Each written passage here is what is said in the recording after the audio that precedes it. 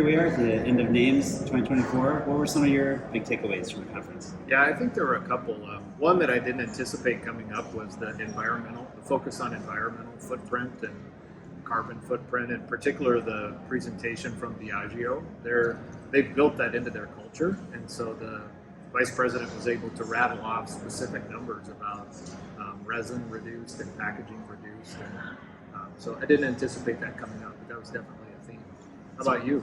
What strikes me is because the scale of just some of the companies' initiatives that are here. I saw Kimberly Clark mention they have 17,000 monitors across their system. They need to keep growing and be able to keep up with the information they need at a moment's notice. Yeah. So while you're still looking to be sustainable, also being able to keep up with that scale and train employees to be able to keep up with those new capabilities really stood out to me. Yeah. I think another theme I heard is the availability of talent in the future for manufacturing. Not only enough people, but the talent that's needed in a more advanced manufacturing environment. Yes, it's true. And that kind of makes me think of just how change management and transformation are going to be such a central part of all of this.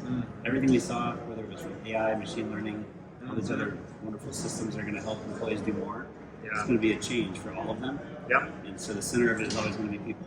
Yeah, and one presentation specifically talked about the change efforts that fail are the ones that don't include the people or don't include the culture of the change. They just focus on the technology or the mechanics and not the culture of the people. That's fair. What I also thought was just, I think we really were able to connect with a lot of people across multiple industries and show them how Phenix can be the right tool for them to advance what they need to do from a planning and scheduling perspective. Yeah, the interest was really high. They liked the graphical interface of Phenix attracted a lot of people, and they'd stop by and wonder what that was, and it gave us an opportunity to show them what it can do. And, there was a lot more traffic here at our booth than what I anticipated, so that was a great thing.